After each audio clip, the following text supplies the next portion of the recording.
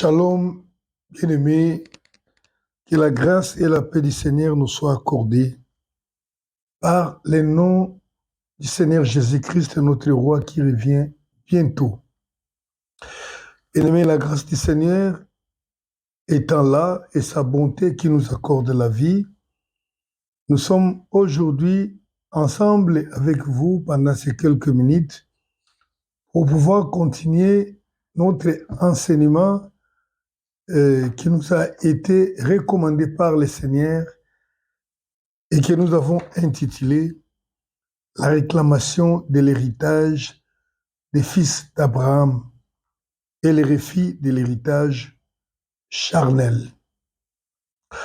Je disais, bien-aimé, nous vivons un temps difficile. J'ai toujours dit, il y a certaines personnes qui iront en enfer parce qu'ils ont aimé les plaisirs. Ils ont refusé, rejeté Dieu. Ils ont aimé les plaisirs du monde, de vivre dans la luxure, et vont se retrouver en enfer, je dirais avec raison. Et il y en a d'autres qui vont se retrouver en enfer, peut-être à cause tout simplement d'un pain. À cause tout simplement d'un pain, parce qu'il avait faim, il voulait manger, mais n'ayant rien trouvé, il a volé. Il a volé pour s'habiller, pour couvrir son corps, et il va se retrouver en enfer. Moi, j'ai dit, c'est encore à tort. On pour rien, il se retrouve en enfer sans avoir la volonté d'aller en enfer. Et pour ceux qui, par exemple, vont se retrouver en enfer parce qu'ils ont aimé la vie du péché, la l'élixir, le plaisir du monde, je pense qu'ils n'auront pas beaucoup à regretter.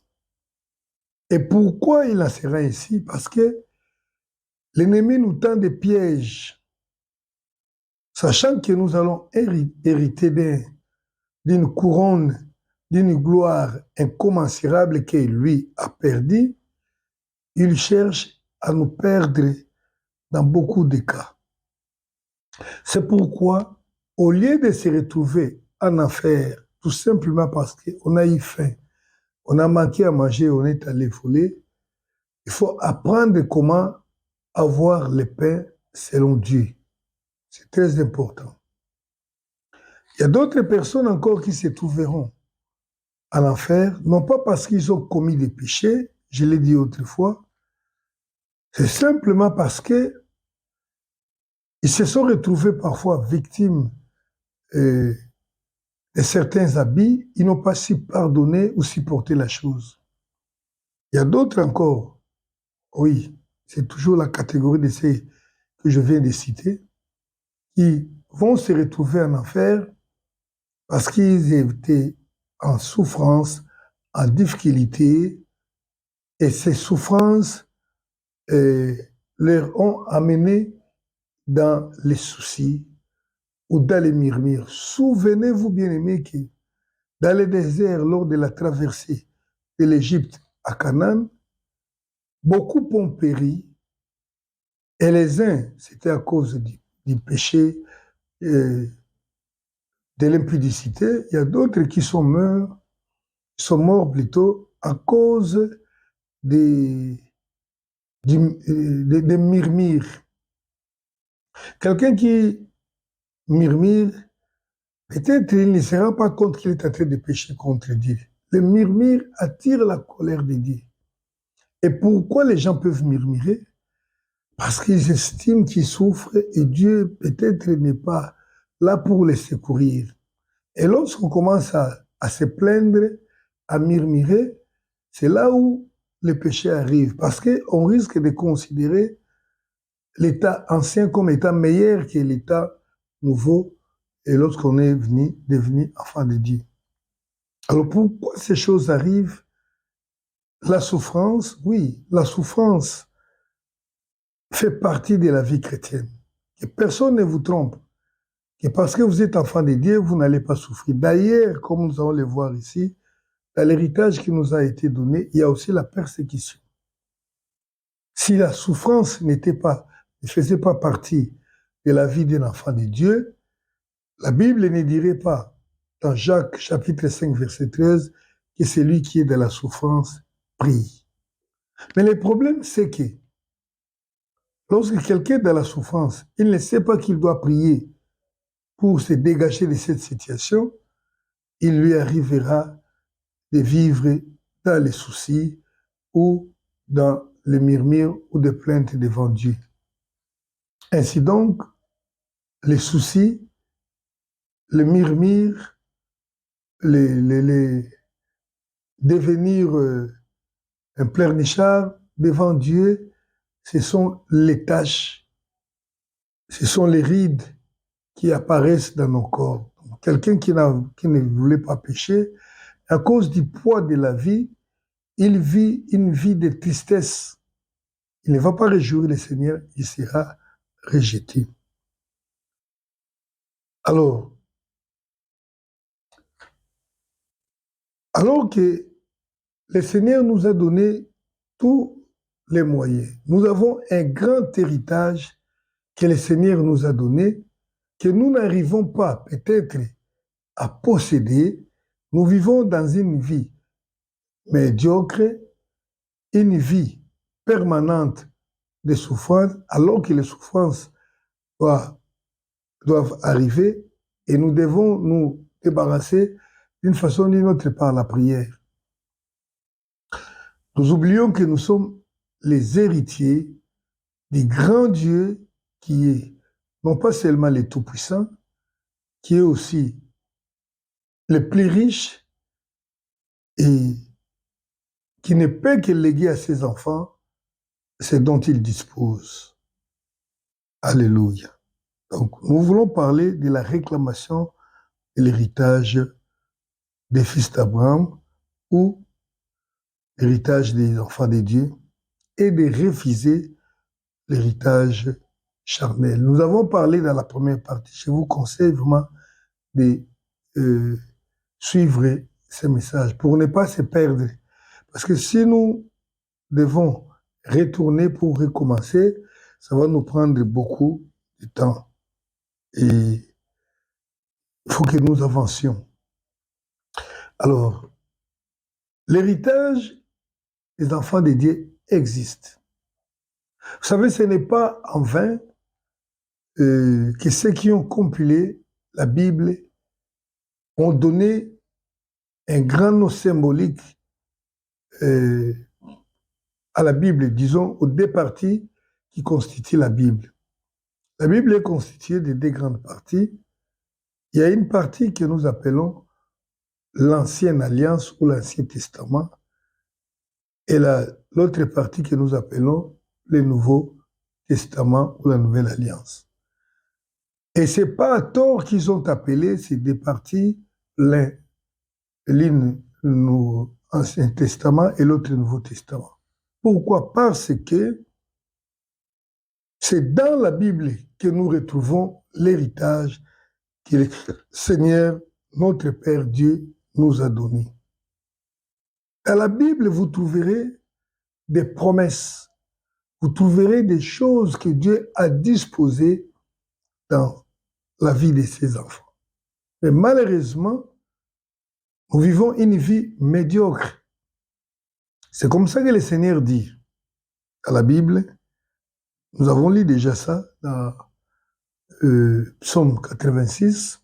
J'avais dit que vous êtes de Dieu. Cependant, vous mourrez comme des hommes. Vous tombez comme des princes du monde. Le Seigneur s'étonne parce qu'il sait que j'ai donné à mes enfants le pouvoir de guérir les malades. Et ils meurent par des maladies. J'ai donné à mes enfants le pouvoir de chasser les démons, mais ils sont tourmentés et vaincus par les démons. Le Seigneur, la Bible nous montre que le Seigneur s'est fait pauvre pour nous enrichir. Cependant, nous mourons dans la pauvreté. Alléluia. Or, le Nouveau Testament, la Bible, nous montre déjà tout ce dont Dieu nous a donné dans cette alliance que nous avons conclue avec lui. Alors, nous parlons de la réclamation de cet héritage qui se trouve dans la Bible, que nous avons parfois signifié là. Comment dois-je faire pour hériter de cet héritage que Dieu m'a donné? Alors, premièrement, je vais dire une chose.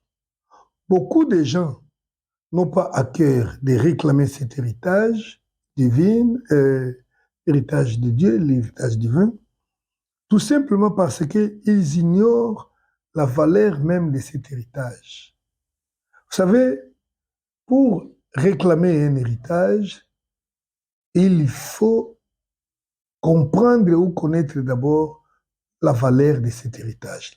Imaginez-vous quelqu'un qui est né d'une famille pauvre, dont les parents étaient un petit paysan dans un village, dans la brousse, qui n'a pas grand-chose.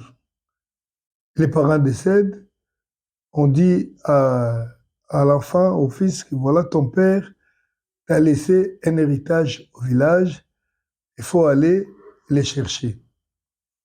Beaucoup de gens, dans la plupart des cas, quelqu'un qui vit déjà une vie plus ou moins meilleure que celle vécue dans nos villages, surtout, je pense à nos villages africains, ne va pas aller. Il se dira, bon, vous pouvez prendre ce que vous voulez, je n'en ai pas besoin. Et pourquoi dira-t-il ainsi? C'est parce que il voit que la valeur de cet héritage n'est pas grand-chose. L'héritage en question ne vaut pas grand-chose. Et pourquoi aller les réclamer? Il vous dira, prenez ce que vous voulez, je n'ai pas besoin de tout ça, que ferai-je avec? Mais lorsque on comprend que l'héritage laissé par son parent n'est pas de la blague, c'est de l'or, c'est quelque chose de précieux, je vous assure, bien-aimés, que l'héritier fera tout pour pouvoir recouvrir son héritage. Et c'est l'une des raisons pour laquelle les enfants de Dieu ne s'occupent pas de l'héritage que Dieu leur a donné. C'est l'ignorance. Éphésiens chapitre 1er nous dit quelque chose de vraiment bon. Éphésiens chapitre 1er, verset 16 jusqu'à 19. L'apôtre Paul dit ceci aux Éphésiens. Le peuple d'Éphèse était ceux qui avaient reçu l'évangile du Christ, qui sont devenus enfants de Dieu et qui ont part à l'héritage de Dieu. Alléluia. Que disait l'apôtre Paul à propos d'eux? Il dit ceci. Je ne cesse de rendre grâce à Dieu pour vous dans mes prières, afin que le Dieu de notre Seigneur Jésus-Christ, le Père de gloire, vous donne un esprit de sagesse et de révélation dans sa connaissance. Qu'il illumine les yeux de votre cœur pour que vous sachiez quelle est l'espérance qui s'attache à son appel et quelle est la richesse de la gloire de son héritage qu'il réserve aux saints. Le peuple d'Éphèse avait reçu l'évangile, ils sont devenus enfants de Dieu, ils avaient droit à l'héritage divin, à l'héritage de Dieu, parce qu'ils sont enfants de Dieu. Comme nous l'avons dit précédemment, selon la parole de Dieu, Romains 8, 17, si nous sommes enfants, c'est que nous sommes héritiers de Dieu et co-héritiers avec Christ. C'est évident. On est enfant de Dieu, mais on ignore parfois la valeur de son héritage. Voilà pourquoi l'apôtre Paul dit, je ne cesse de rendre de rendre grâce à Dieu pour vous. Et j'ai fait mention de vous dans mes prières, afin que notre Dieu vous donne un esprit de sagesse et de révélation de sa connaissance. Pour quelle raison? Qu'il illumine les yeux de votre cœur pour que vous sachiez quelle est l'espérance qui s'attache à son appel et quelle est la richesse dont l'apôtre Paul prie pour que les chrétiens comprennent la valeur de l'héritage que Dieu leur a légué. Il faut parfois un esprit de sagesse et de révélation. Je peux me mettre ici à vous parler de l'héritage de Dieu, mais je m'arrêterai peut-être là où je dois m'arrêter parce que je ne connais pas tout. C'est ça, les Nouveaux Testaments, les Nouveaux et l'Ancien Testament, les testaments que le Seigneur nous a légués. Donc, il faut lire la Bible pour comprendre ce que Dieu t'a donné. Il ne faut pas s'arrêter tout simplement à lire quelque part. Là, le Seigneur a dit ceci. Il y en a beaucoup ici. L'héritage est tellement grand que moi, si je dois le dire maintenant, je ne dirais qu'une petite partie. C'est en découvrant son héritage, en comprenant la valeur de son héritage, qu'on va se mettre à les réclamer. Si on ne les connaît pas, comme je l'ai dit au commencement ici, on risque même de perdre les basiques de l'héritage que Dieu nous a donné, qui est la vie éternelle. Alléluia. Vous savez, une personne est venue au Seigneur pour réclamer son héritage, parce qu'il connaissait que l'héritage existe, et il voulait savoir comment faire pour hériter cet héritage de Dieu-là. Donc c'est ça, c'est que nous sommes en train d'enseigner aujourd'hui. Que dois-je faire pour hériter de cet héritage? Quelqu'un a posé cette question au Seigneur Jésus-Christ. Marc chapitre 10, verset 17. Je vais lire. Alors cette histoire est arrivée un jour que le Seigneur était en train de prêcher. Alors quelqu'un est venu auprès de lui, sachant que en venant à Christ, en croyant en Dieu, il y a un héritage. Le monsieur vient, il dit ceci.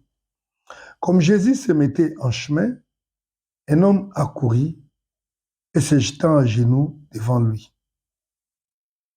Bon maître, lui demanda-t-il, que dois-je faire pour hériter la vie éternelle? Donc, il y a une procédure à faire pour hériter l'héritage de Dieu. Déjà, en lisant ces passages, nous retrouvons qu'il y a un héritage, c'est d'abord la vie éternelle. Or, moi, je dis, il n'y a pas que ça. Il faut l'esprit de sagesse et de révélation pour comprendre. Néanmoins, les grands héritages, l'héritage principal ou, je dirais, fondamental, c'est la vie éternelle. Et ce gars avait compris. Il est venu pour demander au Seigneur comment faire pour récupérer ou prendre son héritage. Il dit clairement, bon maître, que dois-je faire pour hériter la vie éternelle, que Dieu nous donne gratuitement à tous ceux qui croient, il leur donne la vie éternelle. C'est ça d'abord l'héritage. Alléluia. Et je pense que c'est par rapport à cette question que nous voyons encore une autre partie de l'héritage. Puisque lorsque ce gars est venu, il a posé sa question, le Seigneur lui a dit, tu connais bien la loi de Dieu. Observe la loi de Dieu. Là, le Seigneur lui répond à partir du verset 19, tu connais les commandements. Tu ne commettras point d'adultère, tu ne tueras point, tu ne déroberas point, tu ne diras pas des faux témoignages, tu ne feras tort à personne, honore ton père et ta mère. Le Seigneur est en train de faire la répétition de ce que nous appelons les 10 commandements de Moïse. Mais il y a quelque chose qu'on a ajouté là. Il a dit, tu ne feras tort à personne. Ces commandements, vous ne les voyez pas dans le Nouveau Testament. Mais c'est le grand commandement qui dit, ce que tu ne veux pas que un autre fait pour toi, ne le fais pas. Donc, ce que tu veux qu'on fasse pour toi, toi, tu le fais. Ce que tu ne veux pas qu'une personne le fasse pour toi, toi, ne le fais pas non plus. C'est ça, tu ne feras du tort à personne. Et le Messie répondit, Maître, j'ai observé toutes ces choses dès ma jeunesse. Et la Bible dit, Jésus les a regardé les mains et lui dit, il te manque une chose. Va, vends tout ce que tu as, donne-le aux pauvres et tu auras un trésor dans le ciel. Et la Bible nous raconte que le Messie était très affligé, car il avait beaucoup de richesses. On lui a dit, oui, le Seigneur a admiré cet homme. Il a dit, oui. Quand le Messie a dit, tous les commandements que tu dis là, moi je les pratique déjà. Il lui dit, mais il te reste une chose. Va vendre tes richesses pour les donner aux pauvres, puis toi tu viens pour me suivre.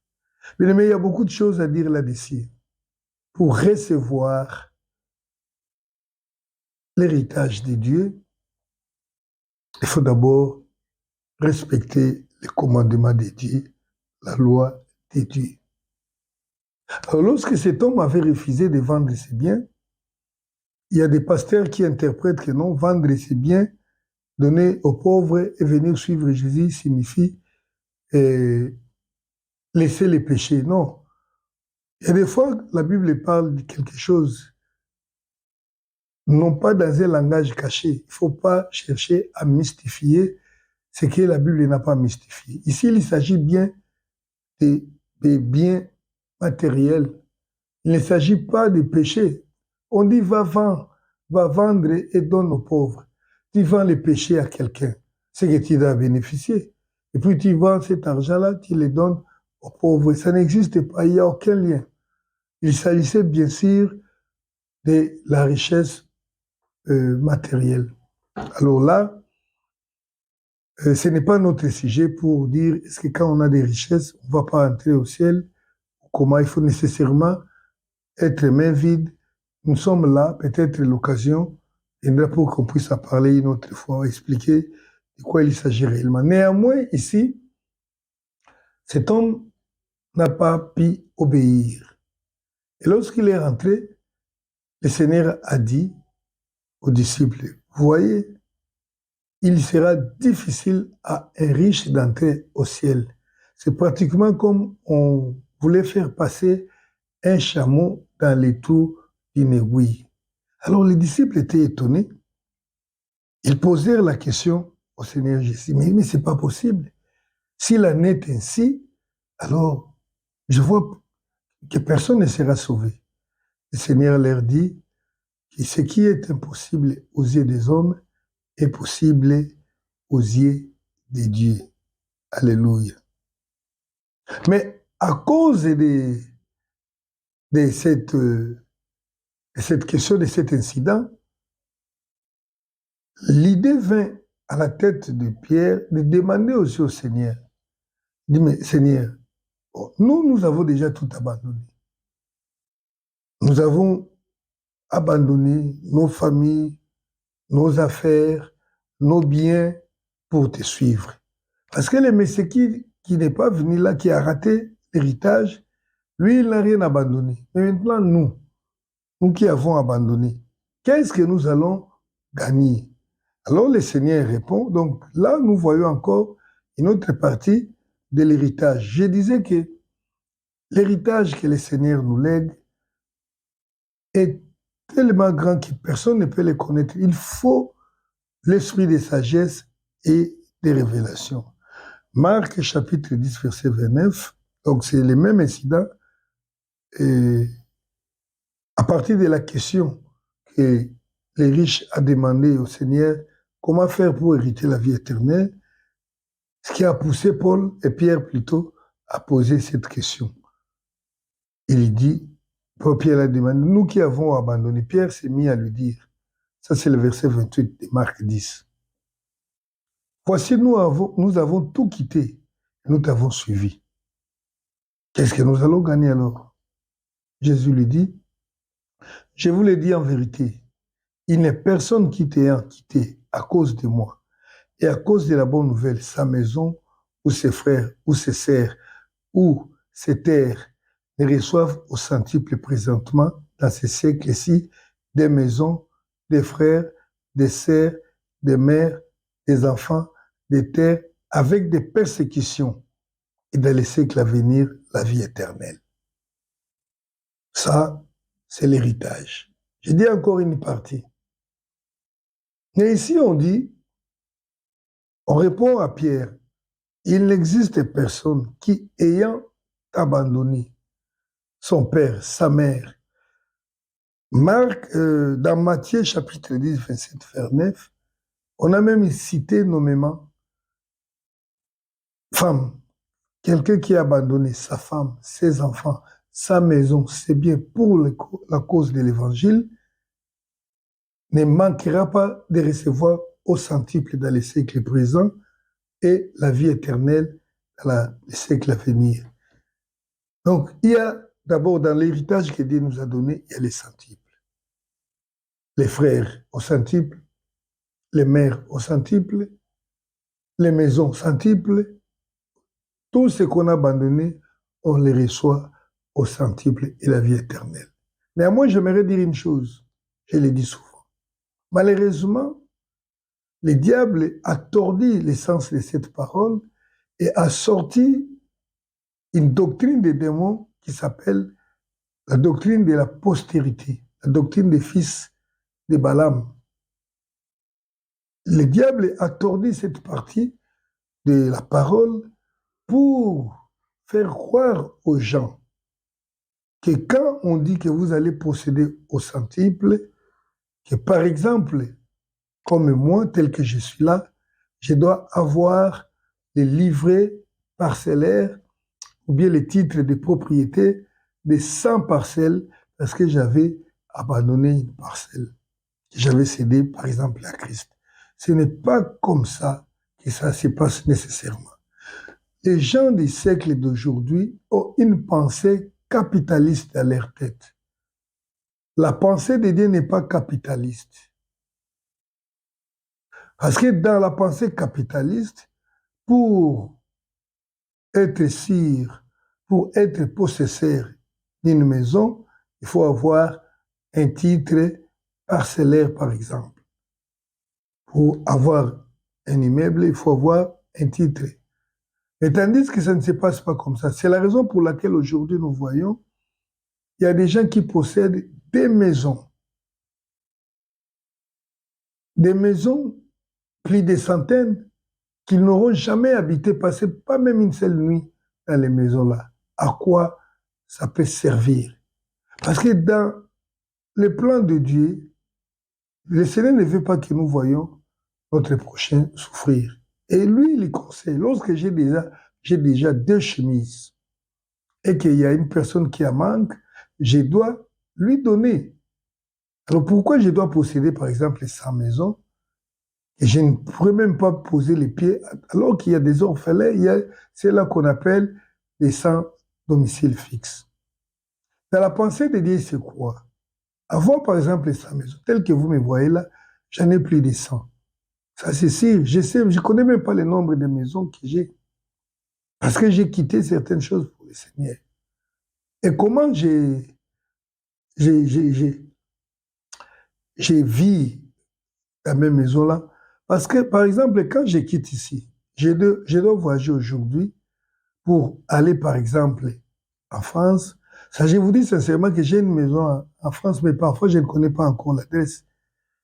Je veux me retrouver, si je me présente comme tel, que vous qui me voyez, qui me suivez, certainement vous allez me donner une maison. Dans cette maison, je passerai la nuit, je dormirai, je mangerai. J'ai des frères à travers le monde qui sont en Amérique, qui sont en Afrique, en Europe, partout. J'en ai plus.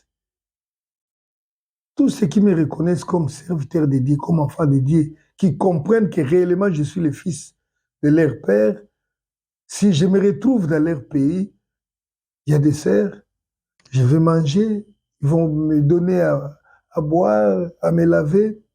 Mais dans la pensée charnelle capitaliste, parce que quand on dit que lui seul est pour l'évangile, est-ce que dans la pensée de Dieu, peut-il recevoir 100 femmes, sans épouse, sans épouse? C'est pas possible, c'est pas normal. Tu peux recevoir 100 épouses parce que tu avais abandonné. Parce que dans la pensée de l'homme, l'épouse, c'est seulement pour les besoins charnels, les besoins sexuels. Or, pour le Seigneur, c'est pas comme ça. Il a marché avec les femmes, ils étaient là, il les servait.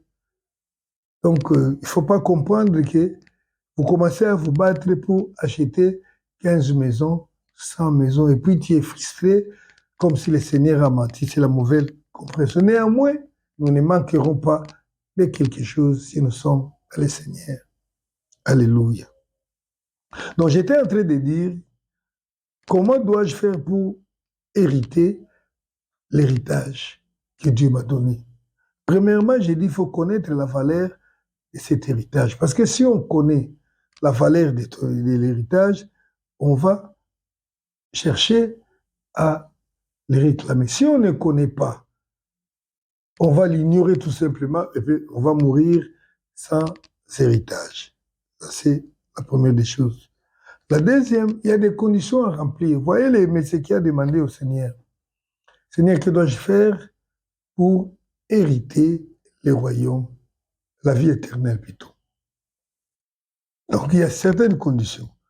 Le Seigneur lui a dit clairement, tu connais les commandements de Dieu. Obéis tout simplement à la parole de Dieu. La première des choses pour hériter de l'héritage de Dieu, que ce soit l'héritage spirituel ou l'héritage physique du Seigneur Jésus-Christ, que ce soit la vie éternelle, les dons de l'Esprit, tout ce que le Seigneur nous donne, il faut obéir au commandement de Dieu, à la parole de Dieu. C'est ainsi que je dois toujours tirer les oreilles des enfants de Dieu. Si vous vous retrouvez devant un pasteur, il accomplit les miracles au nom du Seigneur Jésus, et à cause de cela, il se réclame être le serviteur du Seigneur Jésus. Mais il vit dans les péchés, sachez que cela ne vient pas de Dieu. Alléluia. Donc la première condition, nous avons dit qu'il faut connaître la valeur de l'héritage. Et quand vous connaîtrez la valeur de votre héritage, c'est sûr que personne ne va encore vous demander, vous exhorter. De vous-même, vous allez comprendre que vous avez l'obligation de chercher l'héritage et s'en approprier pour ne pas vivre dans la pauvreté, pour ne pas vivre dans les souffrances, au risque de perdre même la vie éternelle parce qu'on a manqué, parce qu'on va finir par voler, par mentir pour essayer de vivre. Je parlais d'abord de connaître la valeur de son héritage et d'obéir à la recommandation de Dieu, à la parole de Dieu, au commandement de Dieu. Quand on veut réclamer l'héritage d'un quelconque parent, eh bien, il faut s'assurer réellement on a été reconnu comme le fils, l'enfant du père en question. Vous savez, aujourd'hui, il y a des personnes qui peuvent s'attribuer une certaine affiliation, une certaine filiation. Nous, voilà, je suis fils de tel, tout simplement parce qu'il connaît que ces pères-là, ces papas-là, ces messieurs-là ont beaucoup d'argent. Et il se réclame être dans l'affiliation, dans la postérité, la descendance du père. Cela ne suffit pas quand on se réclame enfant d'un papa pour qu'on soit autorisé à recevoir son héritage. Non. Il faut être reconnu d'abord par le Père lui-même.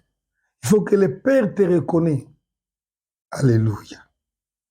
Qu'il te reconnaisse comme étant son enfant, son fils. Et vous savez pourquoi Christ est d'abord le premier héritier parce que nous venons nous greffer à lui comme étant des co-héritiers. Il a été déclaré un jour après son baptême, la Bible dit que le ciel s'ouvrit. Il nous voit ses filles entendre du ciel, il dit, celui-ci est mon fils bien-aimé en qui j'ai mis toute ma confiance. Il faut que le Père te reconnaisse d'abord comme son fils. Et la Bible dit que le Saint-Esprit témoigne dans nos cœurs que nous sommes enfants de Dieu. Ça, c'est Romains, chapitre 8. Donc, d'abord de toi-même, tu dois comprendre. De toi-même, d'abord, voilà, Romains, chapitre 8, verset 16. L'Esprit lui-même rend témoignage à notre esprit que nous sommes enfants de Dieu. Ainsi, verset 17 continue, or, si nous sommes enfants, c'est que nous sommes héritiers de Dieu et co-héritiers avec Christ. Si toutefois, si. Donc, il y a des conditions. Si toutefois nous souffrons avec lui, pour être glorifiés avec lui. Ça aussi, cette condition a été ignorée. Si nous souffrons avec lui, toutefois. Les si là, c'est une condition qui peut annuler la première partie si la chose n'est pas respectée. Hein? Là, je suis en train de lire Romains chapitre 8, verset 17. Verset 16, il dit, l'Esprit témoigne à nous que nous sommes enfants de Dieu. Verset 17 dit, or, si nous sommes enfants, nous sommes aussi héritiers de Dieu et co-héritiers avec Christ. Si toutefois, nous souffrons avec lui. C'est comme ça que même dans Marc 10, 29, 30, Christ a dit, vous recevrez au centuple et les persécutions de la vie présente. Là encore, je vais te poser une question. Dans ta vie, as-tu déjà souffert pour Christ? Sinon, tu risques de manquer ton héritage. Parce qu'il y a aussi l'une des conditions. Nous reviendrons. Donc, j'étais en train de dire que il faut être reconnu par le Père comme étant vraiment son fils. Il faut que le Père te reconnaisse. Donc, le Père doit te reconnaître. Vous savez, même dans les lois du monde, généralement, lorsque tu n'as pas été reconnu du vivant, du Père, après tu viens pour dire que non, voilà, je suis aussi le fils de cet enfant, de ce père-là qui est décédé, ce sera difficile pour toi de pouvoir recouvrir l'héritage. Comment dois-je faire pour recouvrir mon héritage? Nous avons dit qu'il faut obéir au commandement de Dieu, il faut être réellement reconnu par le Père comme étant le Fils. C'est Dieu lui-même qui nous reconnaît comme nous sommes ses fils, qui doit témoigner. Alléluia. Et là, toi-même, tu dois être aussi convaincu que tu es enfant de Dieu. Et là, la preuve, la seule preuve évidente, manifeste qu'on est enfant de Dieu, nous la retrouvons dans 1 Jean chapitre 5, versets 9 et 10. La preuve qu'on est passé par la nouvelle naissance. Vous savez, nous parlons beaucoup de la nouvelle naissance. Oui, la Bible dit, si quelqu'un n'est pas né de nouveau, il ne peut pas hériter le royaume de Dieu. C'est Christ qui l'a dit. C'est par la nouvelle naissance que nous devenons enfants de Dieu. Enfants de Dieu, on devient héritier. Or, pour être ici qu'on est enfant de Dieu, ce n'est pas le fait que depuis on a reçu Christ, on parle en langue. Ce n'est pas le fait de chasser les démons ou d'accomplir les miracles. Souvenez-vous que les disciples qui étaient avec le Seigneur, lorsque le Seigneur les envoya en mission, au retour, ils étaient très contents. Il dit au Seigneur, voilà, les démons nous sont soumis. Ils fuient, ils tremblent lorsque nous les chassons. Le Seigneur a dit, ne vous réjouissez pas lorsque les démons vous sont soumis. Ça, c'est rien. Mais réjouissez-vous lorsque votre nom est inscrit dans les ciels. Lorsque vous êtes inscrit sur la liste des héritiers du royaume de Dieu, et la preuve pour être commis et connu comme héritier de Dieu, j'ai dit 1 Jean chapitre 5, versets 9 et 10. Si nous recevons les témoignages des hommes, le témoignage de Dieu est plus grand. Retenez bien les témoignages de Dieu.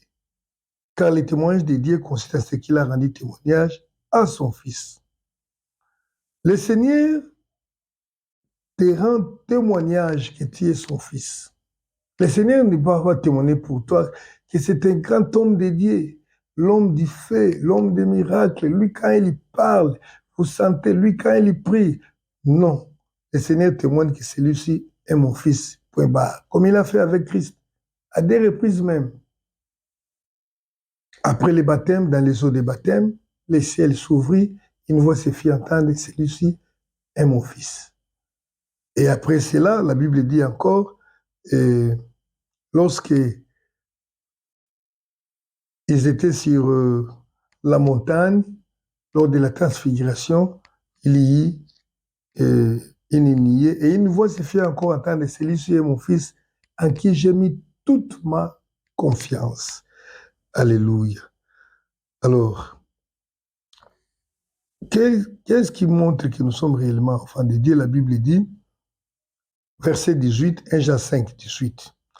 Nous savons que quiconque est né de Dieu ne pratique pas le péché. La preuve, c'est ça. Nous savons que quiconque est né de Dieu ne pratique pas le péché. Et celui qui est né de Dieu se garde lui-même. Le malin ne touche pas. Voilà. Attends, il faut que je lise ça dans toute son essence. La Bible dit que c'est par là que nous reconnaissons les enfants de Dieu et les enfants du diable. C'est par là. Voilà. 1 Jean chapitre 5.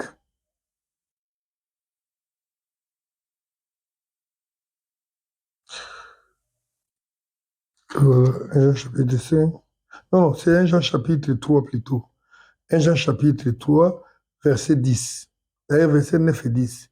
Quiconque est né de Dieu ne pratique pas le péché, parce que la sémence de Dieu demeure en lui. Il ne peut pécher parce qu'il est né de Dieu. C'est par là que se font reconnaître les enfants de Dieu et les enfants du diable. Quiconque ne pratique pas la justice n'est pas de Dieu. Donc, n'allez pas chercher midi à 14, comme nous le disons souvent. Si est-ce que vraiment je suis enfant de Dieu? Vous voyez, lorsque le diable est venu tenter le Seigneur, il a dit, si tu es fils de Dieu, c'est comme si pour le diable, être fils de Dieu était lié tout simplement au miracle. Mais ce n'était pas ça. C'est comme si être fils de Dieu était lié tout simplement à avoir un ventre plein. Si tu es fils de Dieu, pourquoi tu as faim? Mais la preuve qu'on est fils de Dieu, on est enfant de Dieu, la Bible dit, c'est par là que se font reconnaître les enfants de Dieu. Car les enfants de Dieu ne pratiquent pas les péchés. Bien-aimés, beaucoup de gens seront déçus. Pas moi, parce que moi je travaille pour ne pas être déçu un jour. Beaucoup de gens seront déçus, vous savez pourquoi? Ils sont dans des églises et ils se croient être sauvés ou bien être enfants de Dieu. Cependant, ils ne le sont pas. Parce qu'ils ont prophétisé ou ils prophétisent. La marque de l'enfant de Dieu, c'est la vie et la sanctification.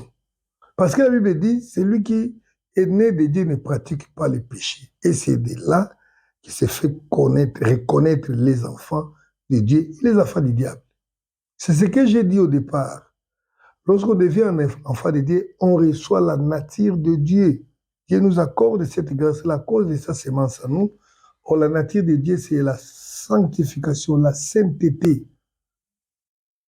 Donc, c'est ça. Pour recevoir l'héritage de Dieu, il faut être circoncis. Pour le Seigneur ne va te témoigner en faveur de ceux qui produisent cette marque-là. de la vie de sainteté, de la vie loin du péché. Si les péchés, il y en a dans la vie de l'enfant de Dieu, c'est un accident. Or, personne dans la vie ne sort de sa maison le matin pour aller commettre un accident de circulation ou quoi que ce soit. Personne ne peut dire, je sors, j'arrive au coin là-bas, je vais faire un accident. Et après, je quitte là, j'arrive. Non, si l'accident arrive, c'est par accident. C'est par hasard. Cela étant dit, quand on est encore enfant de Dieu, et que quelqu'un qui doit préparer, par exemple, les mensonges, lorsqu'il va me poser la question, je dirais ceci, on n'est pas enfant de Dieu. Il y a des gens qui préparent tout un cahier. Si on te pose cette question, il faut dire ça. Mais tu sais pertinemment bien que ce que tu dis là n'est pas la vérité. Tu n'es pas un enfant de Dieu. La Bible dit tous ceux qui mentent sont les pères et les fils du diable, car c'est lui le père des mensonges. Les mensonges. Et aucun menteur n'héritera le royaume des cieux. Alors imaginez-vous maintenant, peut-être pour gagner la vie sur la terre, tu veux gagner, par exemple, une carte de séjour. Tu t'arranges très bien. Tu vas dire, voilà, moi je suis victime de viol, ma femme, on a voulu m'assassiner dans les pays chez nous, c'est pourquoi j'ai fui, d'ailleurs je suis recherché. Un mensonge bien fignolé. On t'accorde une carte de séjour. Ok, tu bénéficies la terre, mais tu ne peux pas hériter ni les centuples, ni la vie éternelle. Pourquoi? Parce que tu n'as pas quitté les mensonges. Pourquoi? Parce que tu n'es pas fils de Dieu. Alléluia. Les enfants de Dieu ne pêchent pas. Comment dois-je faire pour hériter le royaume, hériter l'héritage de Dieu? Comprendre que l'héritage existe, il est de grande valeur, c'est une chose, et maintenant il faut être réellement reconnu comme enfant de Dieu. Obéir au commandement de Dieu, et il faut être réellement de nouveau. D'ailleurs, c'est la nouvelle naissance qui fait de nous des enfants de Dieu. Mais il y a encore une chose. On est bien un enfant de Dieu, mais il ne faut pas rester un enfant. Alléluia. Vous savez, il y a une différence entre un enfant et un fils de Dieu. Galates chapitre 4, verset 1 nous dit, aussi longtemps que l'héritier est encore un enfant, il ne diffère en rien de l'esclave. Or, l'esclave ne peut jamais hériter. Il y a des enfants de Dieu qui ont été reconnus comme enfants de Dieu, mais qui sont restés encore enfants. Or, pour que l'héritier reçoive son héritage, lisez dans le chapitre 4, il doit devenir adulte ou mature. Selon les lois du monde, dans chaque pays, il y a une loi où l'on considère qu'une personne qui atteint cet âge-là est devenue majeure. Donc, tu peux être le fils, l'enfant d'un papa ou d'une maman qui est riche, qui possède beaucoup de biens. Mais si tu n'atteins pas l'âge majeur, même si ton papa est décédé, ton héritage restera entre les mains des tuteurs. On ne peut pas te donner jusqu'à ce que tu atteignes la majorité. Et la majorité biblique ou la majorité spirituelle, c'est ce qu'on appelle fils. Voyez-vous, Christ est né, il était enfant. Mais il a été déclaré fils. Dans le langage biblique, quand on est fils, on devient responsable. Que tu sois homme ou femme. On est tous enfants. Nous naissons d'abord comme des enfants et on commence à grandir. Parce qu'un enfant, la différence entre un enfant et un adulte, c'est quoi? Un enfant ne comprend pas ce qui est bon et ce qui est mauvais. Or, aujourd'hui, dans l'Église, nous avons encore des chrétiens, des fidèles qui sont comme ça. Ils ne comprennent pas les péchés, ils ne comprennent pas ce qui est bon et mauvais. Donc, ils vivent toujours dans la saleté. C'est comme un enfant, il fait caca dans les habits, il fait pipi dans les habits. Mais un adulte, c'est que ça, je ne peux pas le faire. Lorsqu'on atteint un certain âge, on devient adulte. On ne peut pas venir te dire, toi, derrière toi, ça c'est un péché, ça c'est un péché. D'ailleurs, il y a une chose, vous savez, dans l'alliance que nous avons fait avec le Seigneur, la Bible dit, il mettra ses lois dans nos cœurs. Personne ne dira à l'autre, connais le Seigneur. Donc, en réalité, quand on devient grand, c'est là où le Seigneur nous donne son Saint-Esprit. Là, on est devenu fils. On comprend déjà Dieu, que non, ça ne veut pas de Dieu, c'est pas possible. Même si tu ne sais pas lire, un prédicateur peut venir avec son titre de théologie ou quoi que ce soit, même s'il parle anglais, l'hébreu, français ou je ne sais pas moi quoi, il te dit quelque chose. Et tu sens que ça, même si je ne connais pas trop la Bible, mais ça, je n'accepte pas, ça ne fait pas de Dieu. Quand on a le Saint-Esprit, c'est comme ça. C'est comme ça. Mais un enfant de Dieu qui suit un prédicateur des démons, il est à l'aise. Il ne sait pas que ça, c'est un... Non. Il ne sait pas que ça, c'est un faux évangile. Alors, tu es enfant de Dieu, bien sûr, tu es craint, mais tu ne comprends pas encore les choses de Dieu. Tu ne peux pas hériter de ton héritage. Il faut que tu deviennes mature. C'est pourquoi la Bible dit, aussi longtemps que l'héritier est enfant, il ne diffère rien de l'esclave. L'esclave ne peut pas hériter. L'esclave ne peut juste que bénéficier, jouir de certaines choses. L'esclave ne demeure jamais longtemps dans la maison. Il ne demeure jamais, toujours dans la maison.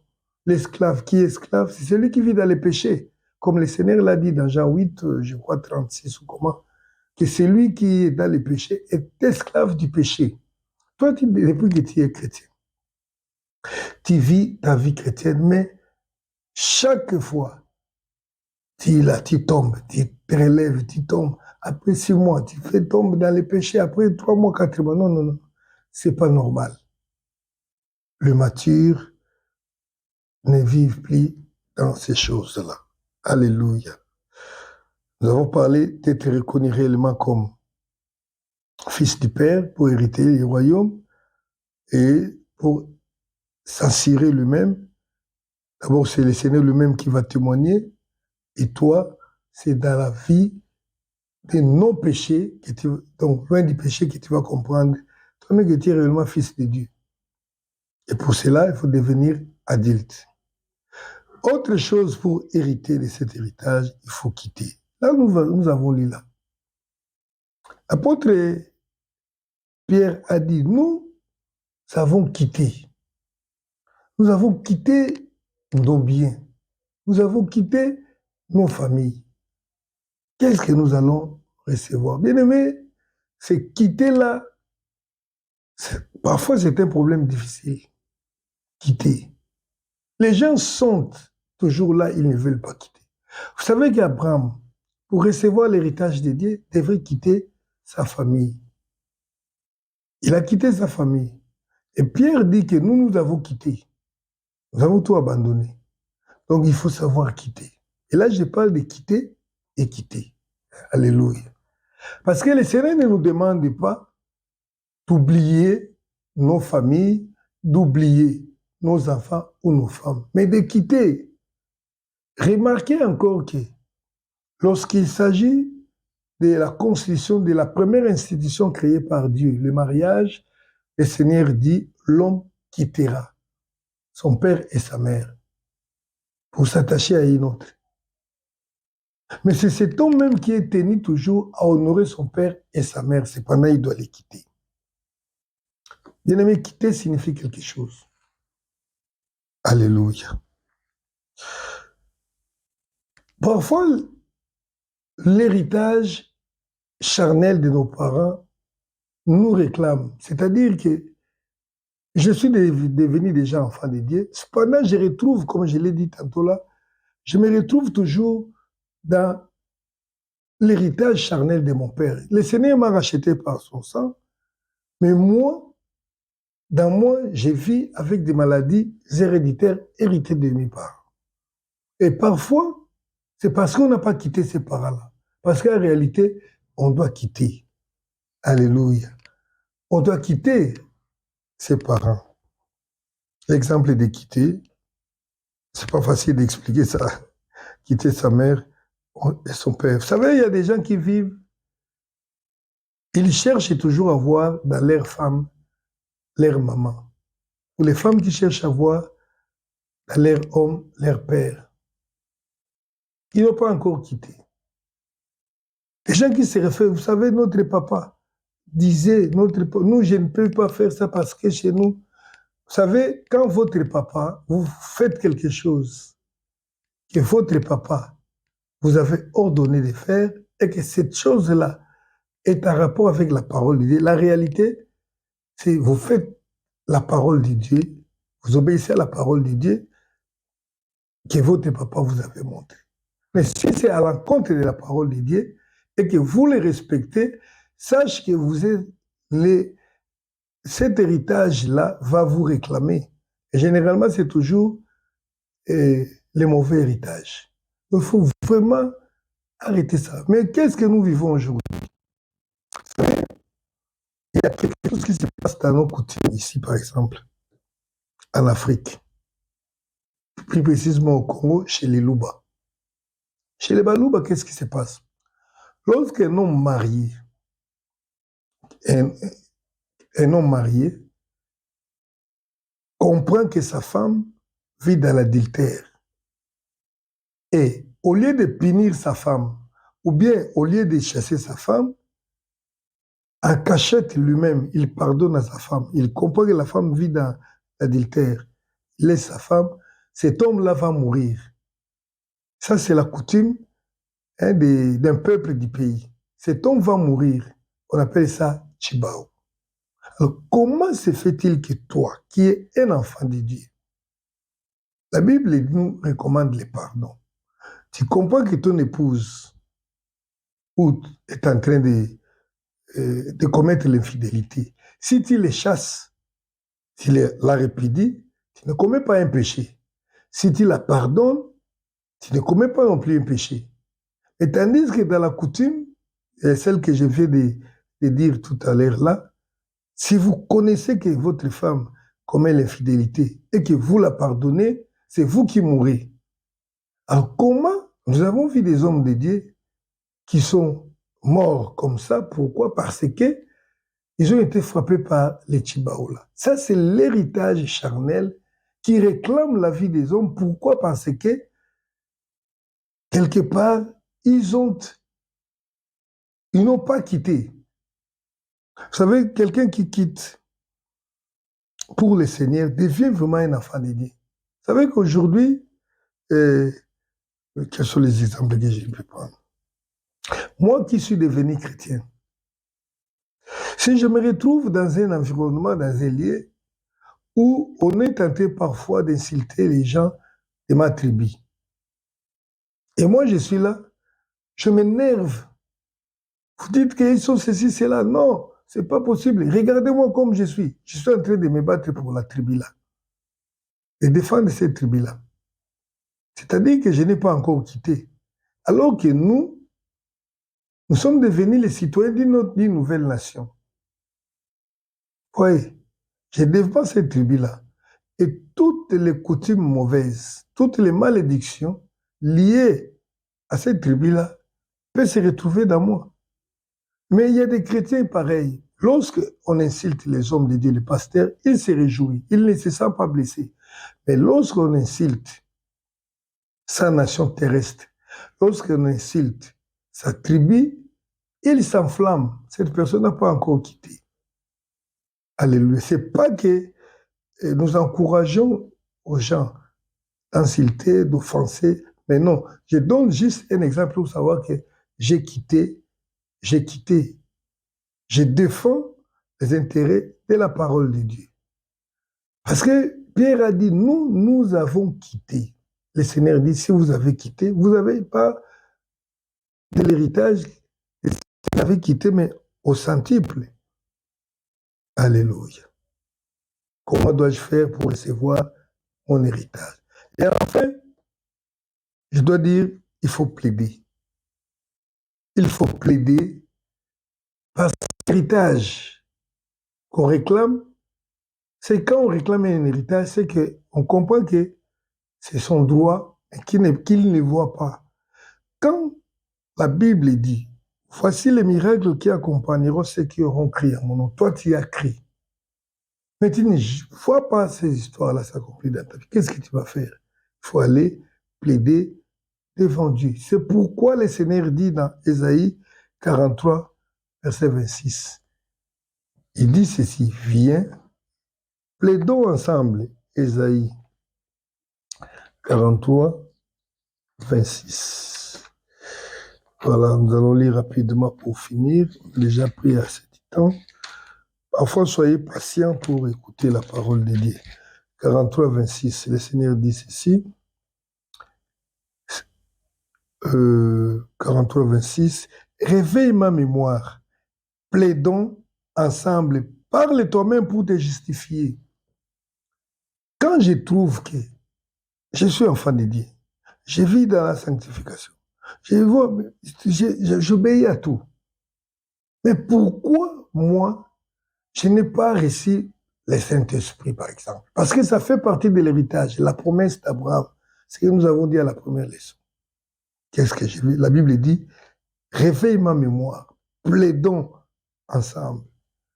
Donc, viens toi-même pour plaider ta cause devant le Seigneur.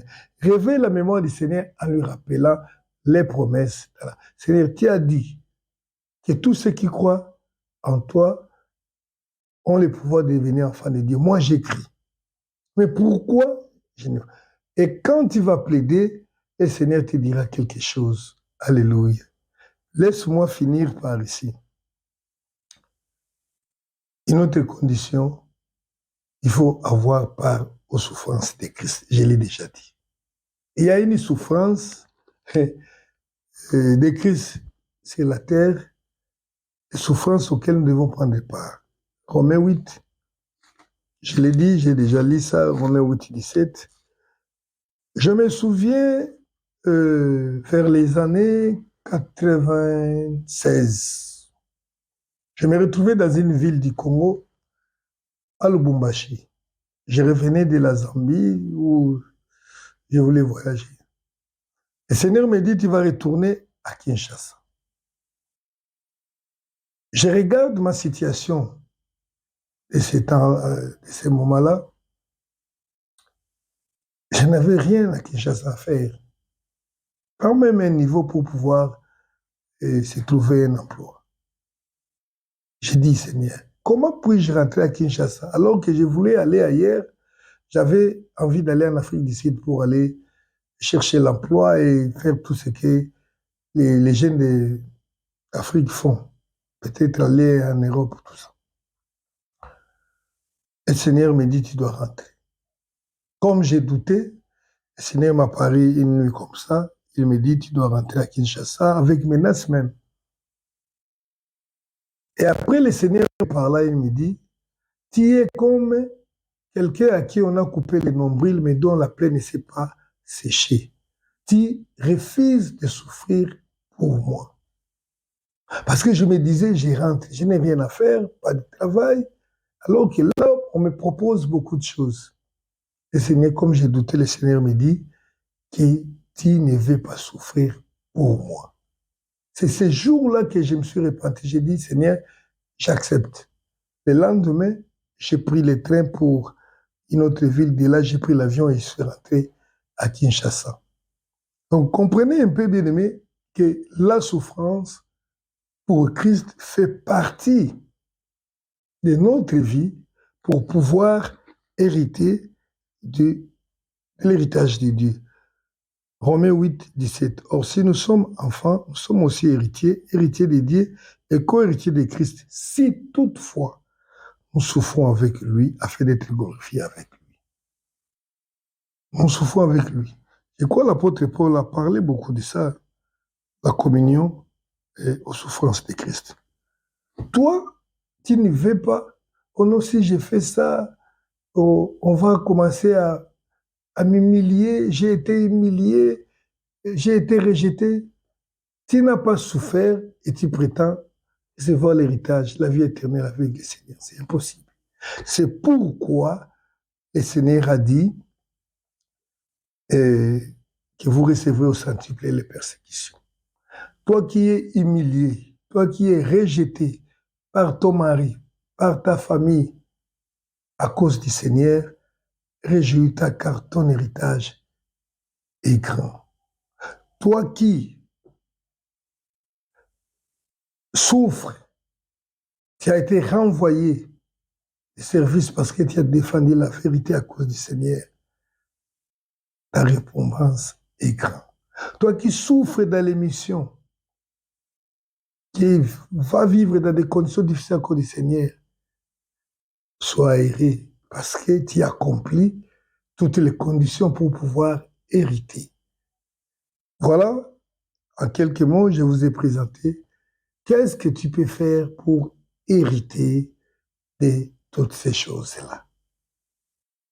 C'est d'abord comprendre que l'héritage existe, demander à Dieu de t'ouvrir les yeux pour comprendre et être réellement reconnu comme enfant du Père. Les enfants du Père, Père lui-même témoigne pour eux, et les enfants du Père vivent dans la sanctification. Et il faut s'assurer qu'on est devenu fils majeur. C'est là, ça s'est traduit toujours dans la sanctification. Et quand on est majeur, on reçoit le Saint-Esprit. Quand on n'a jamais été baptisé du Saint-Esprit, ça aussi c'est un problème. Et ensuite, il faut quitter, il faut réellement quitter.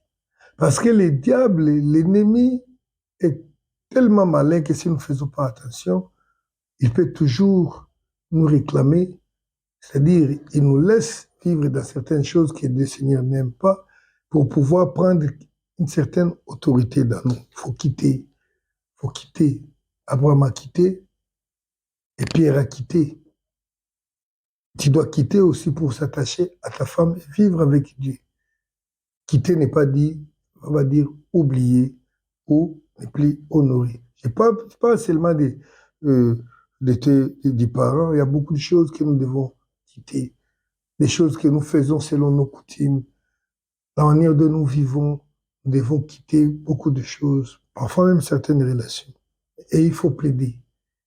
Plaider, c'est dans la prière, en rappelant au Seigneur les droits de son enfant. Et aussi, il faut s'assurer, vivre une vie, car une vie pieuse dans le Seigneur attire toujours les persécutions ou attire toujours les souffrances pour le Seigneur. Si le monde t'accepte tout le temps, tu n'as jamais été persécuté, tu n'as jamais souffert pour le Seigneur, tu es encore loin de l'héritage du Seigneur. La réclamation est l'héritage des fils d'Abraham. Et prochainement, nous allons conclure toujours sur ces thèmes. Donc, restez branchés, partagez le message. Restez branchés, c'est-à-dire abonnez-vous plutôt pour pouvoir continuer à suivre les enseignements de la Sainte Doctrine.